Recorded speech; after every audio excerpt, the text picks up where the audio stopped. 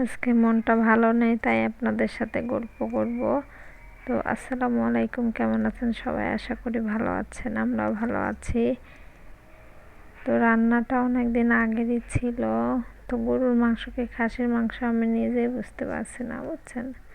এই তো মাংসটা কষিয়ে নিচ্ছি। আর এই তো ভয়েস দিতে আসলে এত জ্বালায় মেয়েটা, কথা শোনে না। ভয়েস দেওয়া শুনলে এ কথা ও কথা, আম্মু এটা শোনো ওটা শোনো, কি বলবো। আর চারপাশের এমন শব্দ।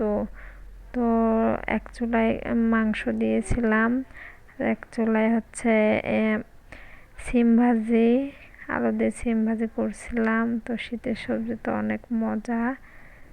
তো করতে করতে হয়েছে কি, গ্যাসটা ফুরিয়ে গেছে, বুঝছেন। তারপরে গ্যাসটা ফুরিয়ে গেছে, এখন কি করব ভাবছি। রান্নাটা তো আমাকে শেষ করতে হবে, আর জান্নাতের আব্বু তো অফিসে। তো কি করব, তখন রাইস কুকারে আমি দিয়ে দিলাম।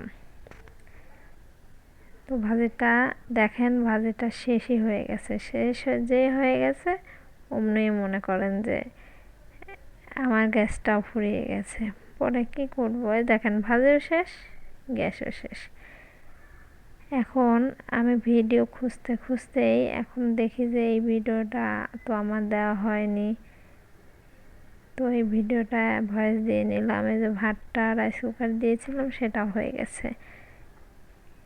তারপরে বুদ্ধি বের করে রাইস কুকারে আমি দিয়ে দিলাম মাংসটা। দেখেন অর্ধেক রান্না হয়ে গেছে, এখন আবার অর্ধেক রান্না হচ্ছে। তো মনে করেন আধা ঘন্টার মতো রাইস কুকারে রান্নাটা চাপিয়ে দিয়েছি, আধা ঘন্টা পরে হয়ে গেছে। এই দেখেন অনেক সুন্দর রান্না হচ্ছে। এবং সর্বশেষে আলুটা দিয়ে দিলাম, সাথে একটু একটু নেড়ে দিলাম। আর এই ভয়েস দিতে আসলে চারপাশের শব্দ, বাচ্চা চেঁচামেচি, কি বলবো।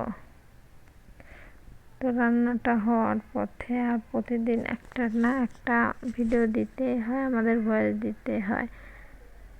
তো আমাদের মেয়েদের অনেক কষ্ট করতে হয় পেট চালানোর জন্য, বুঝছেন। কষ্ট ছাড়া কিছুই হয় না। তবে আমি একটু তাড়াতাড়ি রান্নার জন্য পেঁপে দিয়ে দিয়েছি। তো আমার রান্নাটা হয়ে গেছে। তো আমার রান্নাটা কেমন হয়েছে জানাবেন। আজ এই পর্যন্ত, আল্লাহ হাফেজ।